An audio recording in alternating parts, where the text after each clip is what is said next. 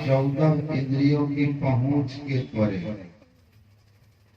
जो 5 कर्म इंद्रियां हैं, 5 ज्ञान इंद्रियां हैं, मन बुद्धि चित्त अहंकार, इस 14 में कोई भी इंद्रिय वह ईश्वर को नहीं जानता।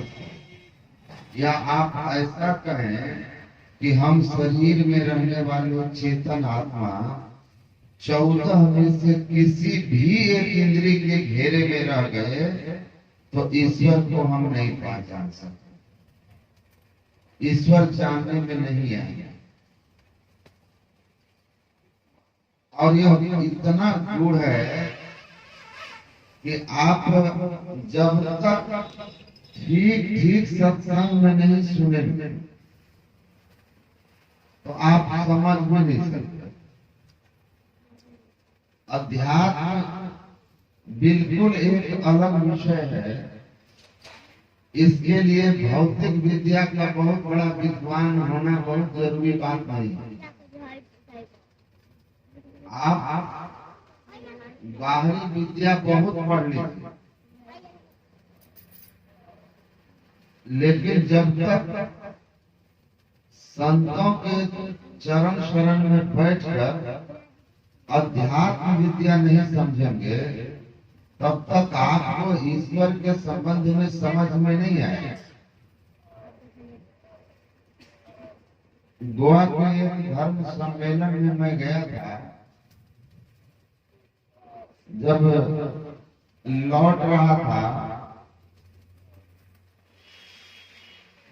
एयरपोर्ट पर बैठा हुआ कुछ समय के लिए पास में एक बुजुर्ग दंपति बैठे हुए थे, पति पत्नी।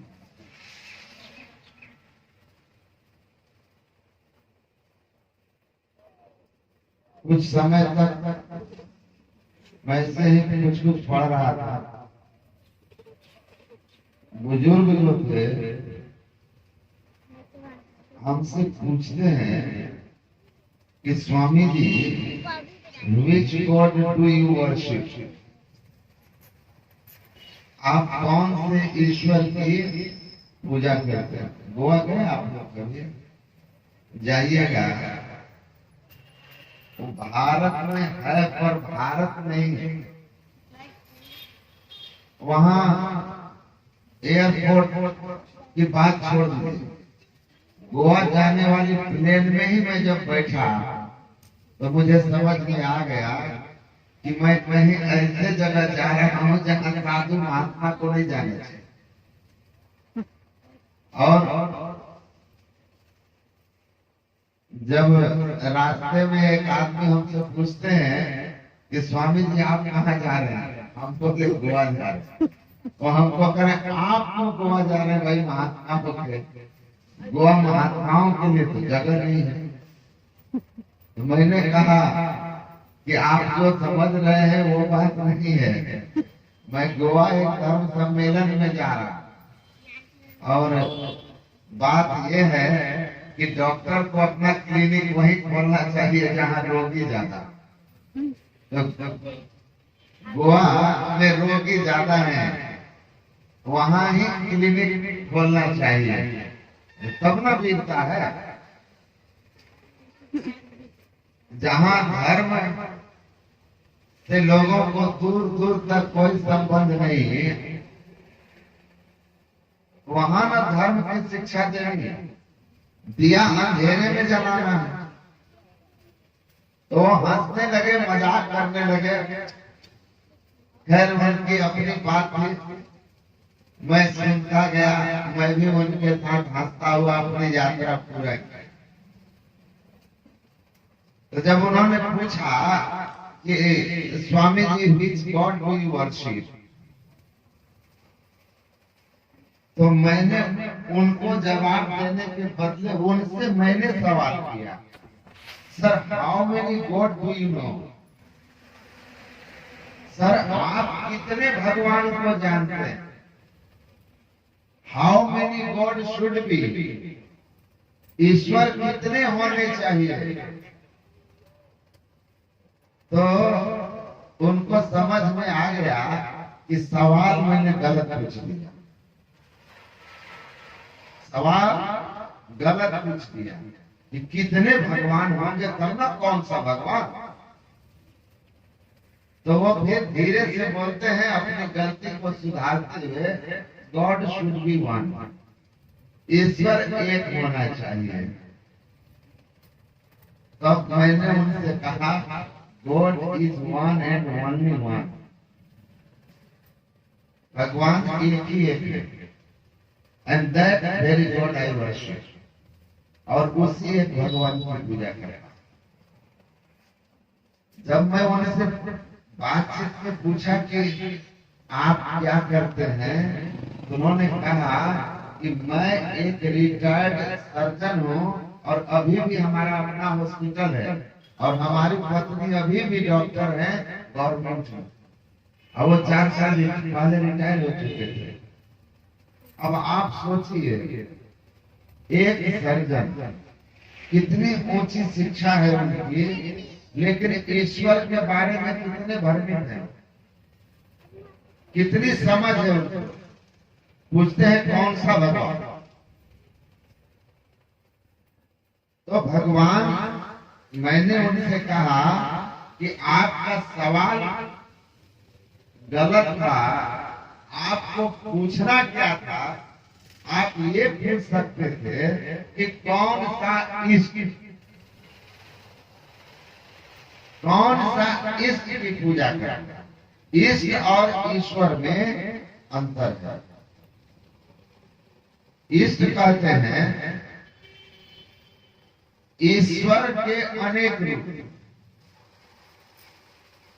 और ऐसे तो संपूर्ण जगत ईश्वर का ही रूप है।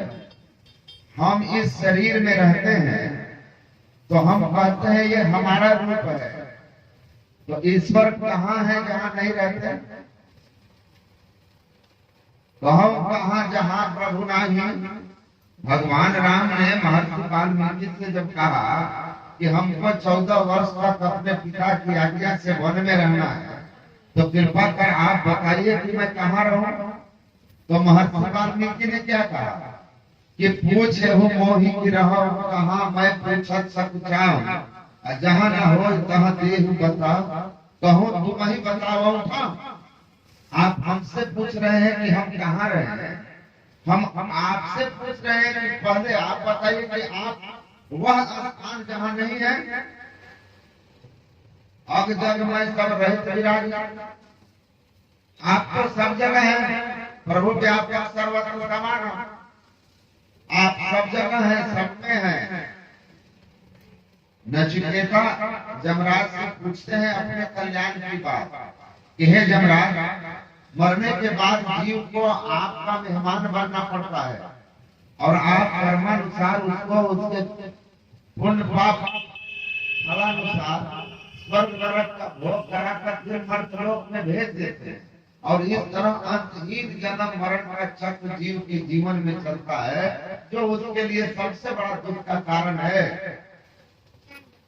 जन्मत मरत दुखा दुख होई, जन्म दुखा जरा दुखा जाया दुखा पुनः पुनः अंत काले महा दुखा तस्मात् जागरण जाते। शंकराचार्य जी महाराज कहते हैं, गुरु महाराज कहते हैं, आवागमन सब दुख दूजा है नहीं जग में कोई, जन्म मरण से बढ़कर कोई दुख नहीं है। तो नचिकेता कहते हैं कि ये दुख जो है जीव के जीवन में, ये आप कैसे छूटेंगे, इससे हम कैसे छूटेंगे, आप हमको यह बताइए। तो यमराज ने नचिकेता को कहा कि छूटने का उपाय यही है कि अशरीरम शरीर महानतम विभुमात्मानम मत्वा जीव न शुचि। ये जन्म मरण के दुख शोक संताप जो जीव के जीवन में है, इससे छूटने का उपाय है कि जो शरीर में रहते हुए भी शरीर ही नहीं है, शरीर नहीं है, शरीर में है लेकिन शरीर नहीं है, सभी नाशवान पदार्थों में है लेकिन स्वयं अविनाशी है। ऐसे सर्वव्यापक महान आत्म तत्व ईश्वर को जान करके जीव मृत्यु के मुंह से छूट जाता, शोक संताप से छूट जाता। तो किसको जानने से जीव दुख से छूटेगा? जो शरीर में है लेकिन शरीर संबंधी नहीं है, शरीर नहीं है।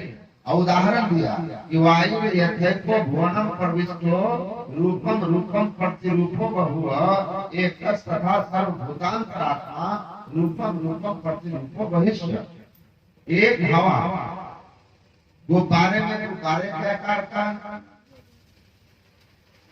ट्यूब में ट्यूब के आकार का, चक्राकार।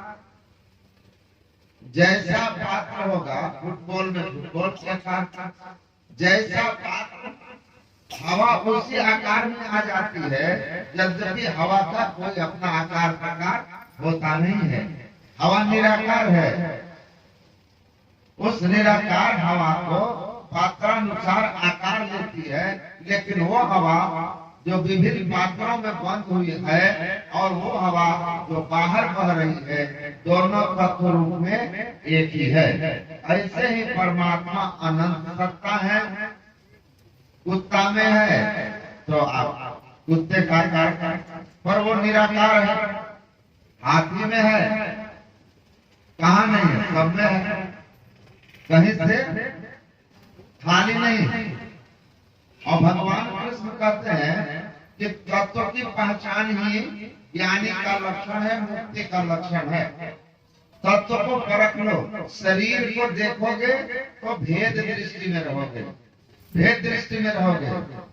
शंकराचार्य जी क्या कहते हैं? ना हम मनुष्यो न देव यक्षो, न मनुष्य हो न देवता हो न यक्ष, न ब्राह्मण क्षत्रिय न वैश्य शूद्र, न ब्राह्मण हो न क्षत्रिय हो न वैश्य न शूद्र हो, न ब्रह्मचारी न गृही बनस हो, न ब्रह्मचारी हो न गृहस्थ हो न वानप्रस्थी हो, भिक्षु न चाहम निजबोध रूपा निजबोध रूपा निजबोध रूपा, न सन्यासी हूँ, मैं क्या हूँ? शुद्ध बुद्ध आत्मा हूँ, शुद्ध बुद्ध आत्मा हूँ। ना ब्राह्मण न शूद्र न सैयद शेख है, हम तुम को ना ही बोलता एक है, दूजा कोई ना ही यही तहकीक है। अरे हमारे पलटू लाख बात की बात कहा हम ठीक है। पलटू साहब पहचान होते ही भेद दृष्टि मिट जाएगा। जब तक तत्व की पहचान नहीं तब तक भेद है। अब भेद दृष्टि रहेगी तो गुरु महाराज कहते हैं प्रपंच के सागर गुणों सहो तो भारी। तब तक भेद दृष्टि में फंसे हुए बहुत दुख में रहिएगा। अभेद दृष्टि अद्वैत की दृष्टि है, जहाँ ब्रह्म सत्यम जगन मिथ्या देवो ब्रह्मैव नापरः, ब्रह्म सत्य है जगत मिथ्या है, जीव ब्रह्म का ही अभिअंश और ब्रह्म के अतिरिक्त कुछ नहीं है। ऐसी अवस्था हो, ऐसी अवस्था में आप चले जाइए तो मुक्ति होगी। देह भाव में रहेंगे तो भगवान कहते हैं तब अज्ञानता में रहिएगा। बड़ा सुंदर व्याख्या किया भगवान। कहे विद्या विनय संपन्न ब्राह्मणे कवि हस्तिनी स्विनी पंडित दर्शिन।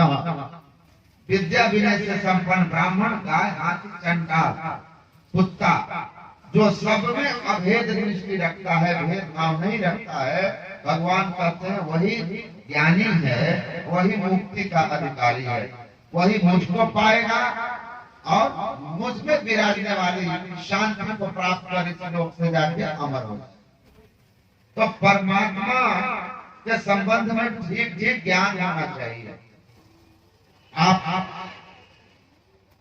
महाभारत का प्रसंग है, भगवान कृष्ण जब भीष्म पितामह के पास जाते हैं, जब अभिमन्यु का वध हो जाता है तो भीष्म पितामह रोने लगते। तो भगवान कृष्ण कहते हैं पितामह आप जैसे वीर के आंखों में आंसू छुपा नहीं देते।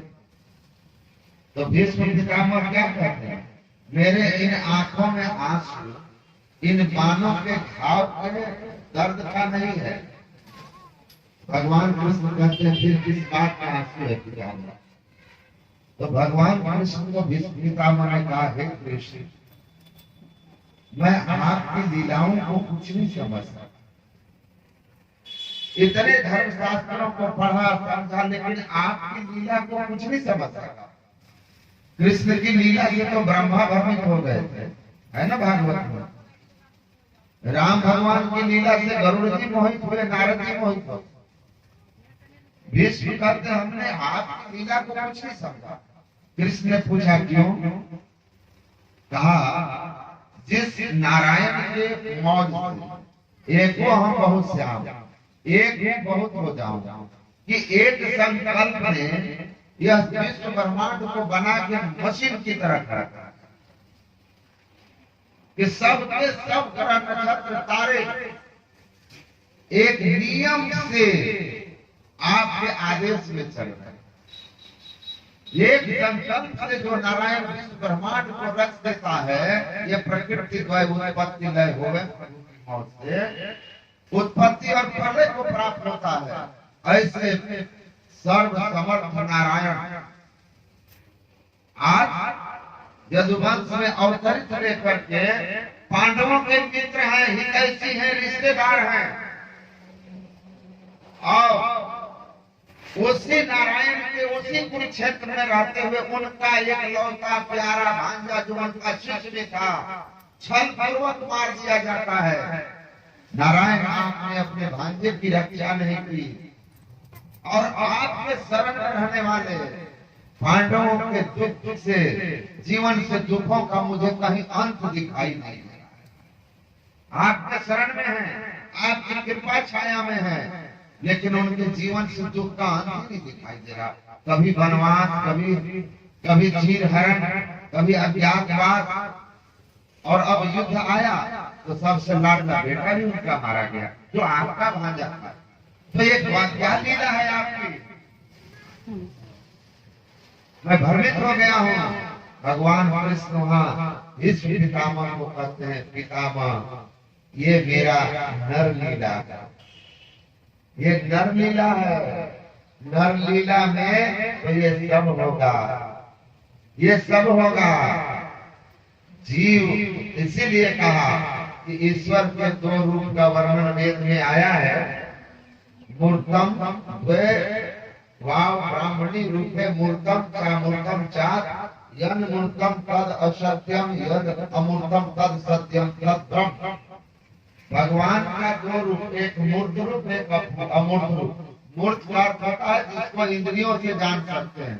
आंख से जिसे देख लिया मूर्त है, कान से जिसको सुन लिया वो मूर्त है, जिह्वा जिसको चख ले वो मूर्त है, या आंख से जिसका ग्रहण बंद कर लिए वह मूर्त है। 14 में से हमारी जो 5 ज्ञान इंद्रियां हैं, 5 कर्म इंद्रियां और 4 अंतःकरण की 14 इंद्रियों की पकड़ में जो आए वह मूर्त माना। तो एक मूर्त रूप है जिसको हम लोग अवतार करते। श्री सद्गुरु महाराज की जय। मुझे बाबा सद्गुरु महाराज की, सद्गुरु महाराज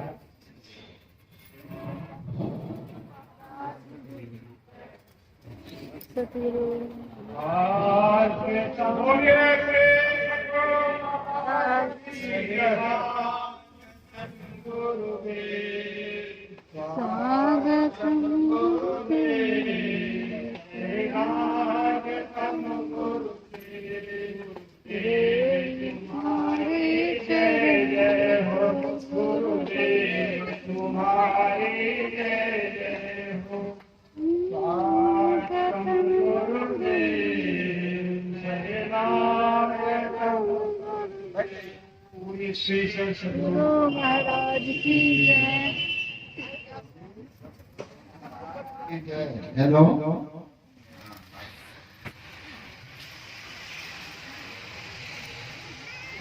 तो मैं कह रहा था कि मूर्त रूप के लिए वेद भगवान ने कहा कि जो मूर्त रूप है वह असत, वह माइक है।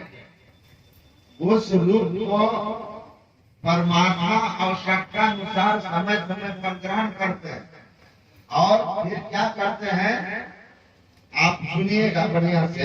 भगवान क्या करते हैं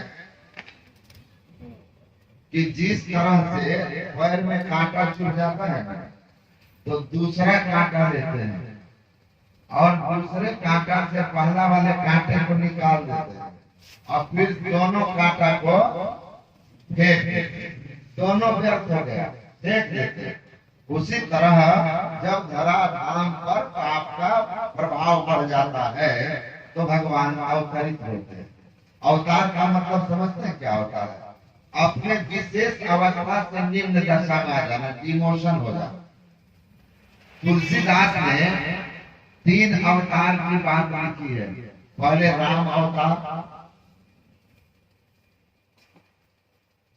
भगवान के लिए लिखा है निम्न मनुष्य अवतार, मनुष्य का अवतार लिया, मतलब परमात्मा से निम्न स्थान पर आए, मनुष्य शरीर में आए तो नीचे आए। उसके बाद गोस्वामी जी राम अवतार के संबंध में कारण लिखने के बाद कहते हैं उन्हें अवतार रावण अवतार। अब रावण के अवतार की कहानी बता रहा हूं। रावण भगवान के वैकुंठपुरी का जय विजय में जय था, जो श्रापित होकर सब ऋषियों से अवतरित हुआ है, निम्न अवस्था में आया। और एक और अवतार लिखते हैं गोस्वामी जी, क्या लिखते हैं? सबके निंदा जे जड़ करही, सो चमगादड़ होई अवतारही। अब मनुष्य शरीर में है, आपका अवतार चमगादड़ में हो जाएगा। मतलब क्या हुआ? नीचे की योनि में चले जाएंगे, नीचे की अवस्था में चले जाएंगे। तो भगवान का अवतार निम्न भूमि पर आया और यहाँ आए तो इंद्रिय, आप इंद्रिय ग्राह्य हो गए। तो जो इंद्रिय ग्राह्य थे वो शरीर था। उस शरीर को एक रावण के शरीर को मारने के लिए, कंस को मारने के लिए एक शरीर भगवान बनाते हैं और रावण कंस को मार करके फिर राम या कृष्ण जो है वह पुनः इस संसार का त्याग करके अपने निज धाम में चले जाते हैं। तो जो आए वो अवतार, वह इंद्रिय ग्राह्य थे। 14 इंद्रियां उनको पकड़ रही थी और वेद भगवान कहते हैं 14 इंद्रियां जिनको पकड़ रही थी वो शरीर था, वह उनका अमूर्त रूप नहीं था, मूर्त रूप था। और भगवान कृष्ण ने स्पष्ट कहा कि अव्यक्तम व्यक्तिमापन्नम मन्यते माम बुद्धया परम भाव अजानन्ते मम अव्यक्तमम। हे अर्जुन, मैं अव्यक्त हूँ। अव्यक्त that cannot be perceived by any sense organs। कोई इंद्रियां जिसको ना पकड़ सके उसको कहते हैं, क्या कहते हैं उसको? अव्यक्त। जिसको इंद्रियां पकड़ ली वो हो गया व्यक्त। तो अव्यक्त जो है वह अव्यक्त मैं हूँ, स्वरूप मेरा अव्यक्त है, वास्तविक स्वरूप वही अव्यक्त है, वही। लेकिन बुद्धिमापन, बुद्धि विपन्न, जो विपन्न मतलब समझते हैं दरिद्र, जो अध्यात्म ज्ञान में दरिद्र है, अध्यात्म ज्ञान की कम समझ रखते हैं, वो हमारे इस शरीर धारी कृष्ण को ही कृष्ण मानते हैं।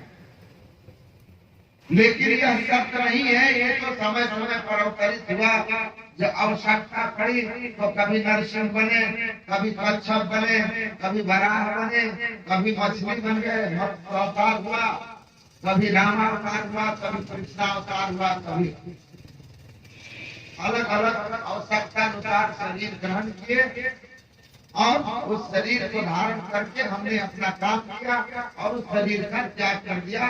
एक कांटा से दूसरे कांटा को निकाला, दोनों कांटा फेंका, निकल दिया। इसीलिए कहा कि जो अव्यक्त है वो परमात्मा का स्वरूप है। उस अव्यक्त का बोध होते ही हे नचिकेता जीव समस्त दुखों से मुक्त हो जाता है, आवागमन से छूट जाता है। वरना याद रखिएगा, ये इतना तो विषय है कि इस अवस्था में ज्ञान होगा, इसको समझ पाना बहुत मुश्किल। इस्कॉन एक संस्था है ना, सगुण भक्ति का प्रचार करते हैं। मैं उनके आश्रम में गया था, बंगाल में है। तो मैं जब उनसे मिला तो कहते हैं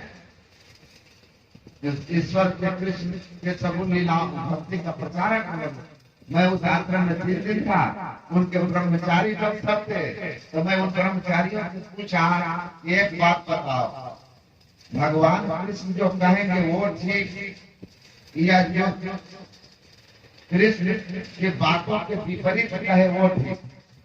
भगवान कृष्ण का जो गीता है उसमें तो उन्होंने अपने को अव्यक्त कहा।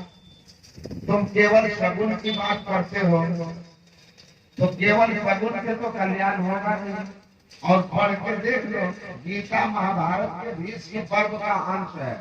और उसी महाभारत के स्वर्गारोहण पर्व में क्या है कि भगवान कृष्ण जिस अर्जुन को अपना नरशरीर नहीं दिख रहा है, दिव्य दृष्टि देख करके अपना विराट रूप भी दिखाए, तो ईश्वर दर्शन का फल क्या है? ईश्वर दर्शन का फल यही है कि जीव के जीवन से सारे दुख चले जाते हैं। वह स्वर्ग और नरक नहीं, वो नरक और स्वर्ग में नहीं जाता, वो तो परमात्मा से शाश्वत धाम में जाता है, जहाँ से जीव फिर दुख में संसार में नहीं आता। लेकिन महाराज अर्जुन के स्वर्गारोहण पर्व में है कि अर्जुन जब शरीर त्यागे तो कहाँ गए? कुछ काल के लिए नरक भी गए। महाभारत में है कि नहीं है? हमारी अपनी बात है। और उसके बाद फिर स्वर्ग मिला, और स्वर्ग के लिए भगवान ने स्वयं कहा, और कल भी सुने, स्वर्ग और स्वर्गदायी। भगवान कहते थे तम भूखा स्वर्ग लोकम विशालम पुण्य पुण्य मर्तलोक के विशंति, पुनर्जन्म होगा उसका। और पुनर्जन्म का एक ही कारण रह गया है, वो मुक्त कभी नहीं। तो हमने बोला कि अब बताओ कि दिव्य दृष्टि से विराट रूप देखने वाला भी मुक्त नहीं हो सका, तो आप केवल सगुण रूप की बात करते हो, उसके दर्शन की बात करते हो, ये कैसे होगा? उनके बड़े महात्मा एक आ गए, वो कहते हैं सुनो सुनो चलो यहाँ, ये मायावादियों को सुनोगे तो भक्ति का नाश हो जाएगा। मैं हंस के कहा, महाराज कबूतर और शुतुरमुर्ग की तरह आंख बंद करने के लिए बंद कर लेने पर खतरा करने वाला नहीं है। आंख खोल कर देखो, धर्मशास्त्र की बात है, यहाँ न पक्षपात वेद पुराण संस्कृत बात। आंख मत बंद करो, कबूतर जैसे देख करके बिल्ली को आंख बंद करके सोचती है कि खतरा कर गया, तो उसको तो बिल्ली आसानी से पकड़ देती है। कबूतर आंख खोल के रखे, अपने पंख पर भरोसा करे तो उड़ जाए। शुतुरमुर्ग का भी वही हाल है, आंख की धरती पर सबसे तेज है, लेकिन अचानक शेर बाघ सामने आ जाए तो आंख बंद करके चोट धरती में धंसा देती है और सोचती है हम नहीं देख रहे हैं तो बाघ भी हमको नहीं देख रहा है। मुदत बताए न कहता हूँ खोना ही, अरे आपको भले कहता हूँ खोना ही, लेकिन सामने वाले मुझे तो आप प्रत्यक्ष हैं। तो मैंने कहा आंख बंद कर लेने से नहीं होगा, आंख खोलिए, विवेक की आंख खोलिए और धर्मशास्त्र को धर्मशास्त्र के परिप्रेक्ष्य में समझिए। दिव्य दृष्टि से भी दर्शन जो होता है वह दिव्य माया का दर्शन होता है। केवल और केवल आत्म दृष्टि से दर्शन जो होगा वह ज्ञान सारी हमें ही चिन्ह में आवे, वह भारी दुख करे भारी, तो द्वैत पार होगा। आपको आत्म दृष्टि पानी होगी, दृष्टि के भेद को समझना होगा। जागृत की दृष्टि, स्वप्न की दृष्टि और मानस दृष्टि। सोए हुए में जो स्वप्न देखते हैं उसमें कुछ और दिख रहा होता है, जागृत में कुछ और दिखता है। और इन दो दृष्टियों का अलग एक मानस दृष्टि है, न सोए हैं न जगे हैं, न जगे हुए हैं सोए नहीं है, बस सोच को छाप रहे हैं। तो सामने के दृश्य नहीं दिख रहे हैं, बीती हुई बातों में ये मानस दृष्टि है। और संत सदगुरु की संजीवनी से तीनों दृष्टियों को जो अवरुद्ध कर दिया दृष्टि योग की साधन के द्वारा, तब चौथी दृष्टि खुल जाती है, जिसको दिव्य दृष्टि कहते हैं। तब दिव्य देवों का दर्शन होता है, दिव्य लोक का दर्शन होता है। गुरु महाराज के पास एक आदमी आया, कहा महाराज हमको दिव्य दृष्टि हो गया, ध्यान की साधना बता दीजिए। गुरु महाराज एक स्कूल में थे, कहते हैं ये बताइए कि उस दीवार को उस पार में क्या, दिव्य दृष्टि है तो दीवार के पार बताओ। दिव्य दृष्टि वाला तो यहाँ बैठे बैठे बहुत को देख है, शैल बना भूतल भूरि निधान। तुलसीदास कहते हैं कि पहाड़ के भीतर, धरती के भीतर देख लोगे, ब्रह्मलोक देख लोगे यहीं से। तो दीवार को पार देखने में क्या है, क्या है बताइए। तो कहा हमको कहाँ दिखाई दे रहा है। गुरु महाराज कहे जाइए ऐसे घूमकर, एक काली गाय अपने बछड़े को दूध पिला रही है, देख कर गया तो देखा काली गाय बछड़े को दूध पिला। कहा इसको कहते हैं दिव्य, समझ में आ गया।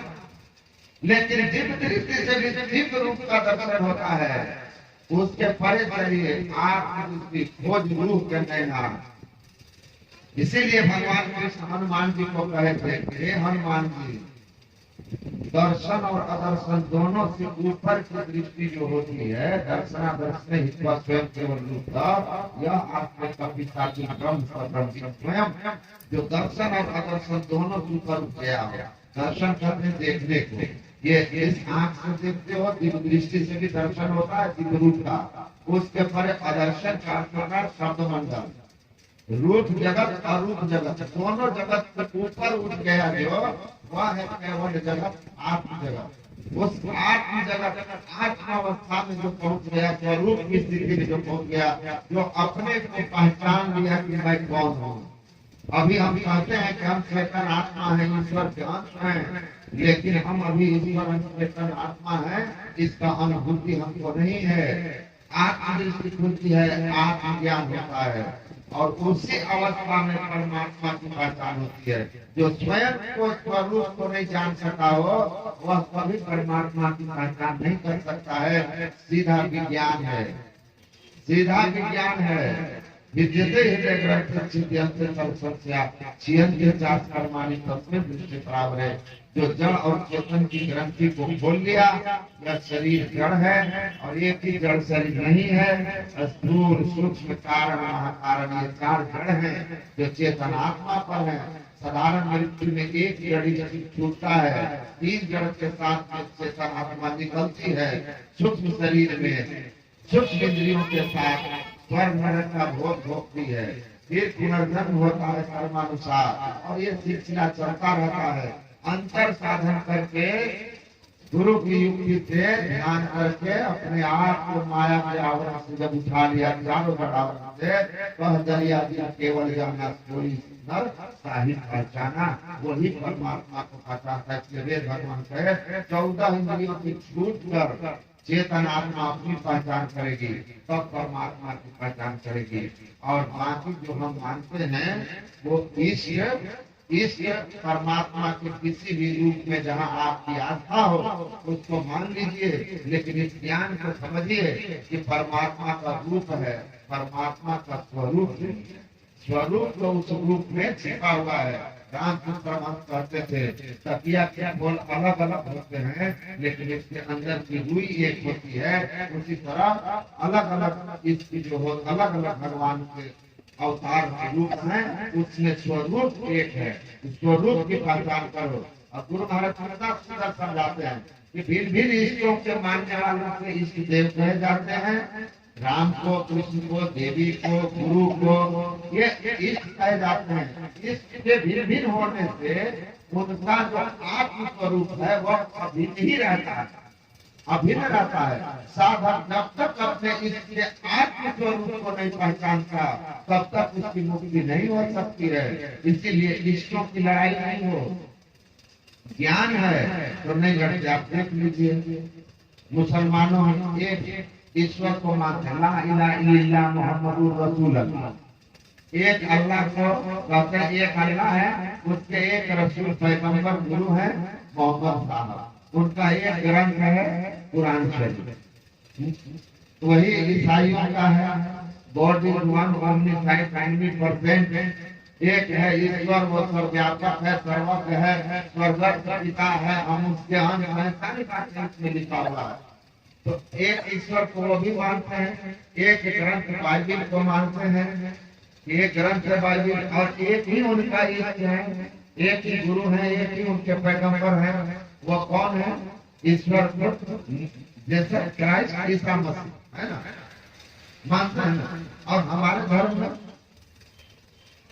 4 वेद हैं, कितना 1000 से अधिक उपनिषद है, रामायण महाभारत गीता और 33 करोड़ देवी देवता है ना। उसके बाद अवतार, फिर कितने संत, सबकी अलग अलग परंपरा। लेकिन आप विचारिए कि जितना मध्यकाल का इतिहास आप पढ़ेंगे ना ईसाइयों का, तो और कुछ नहीं, वो धर्म युद्ध है। और वो कोई बाहर से नहीं लड़े थे। ईसाई, कैथोलिक, प्रोटेस्टेंट, आर्मी चर्च, जैकोबिस्ट, विभिन्न मत पंथों में बढ़कर आपस में लड़े, कटे, मरे और करोड़ों में मरे हैं।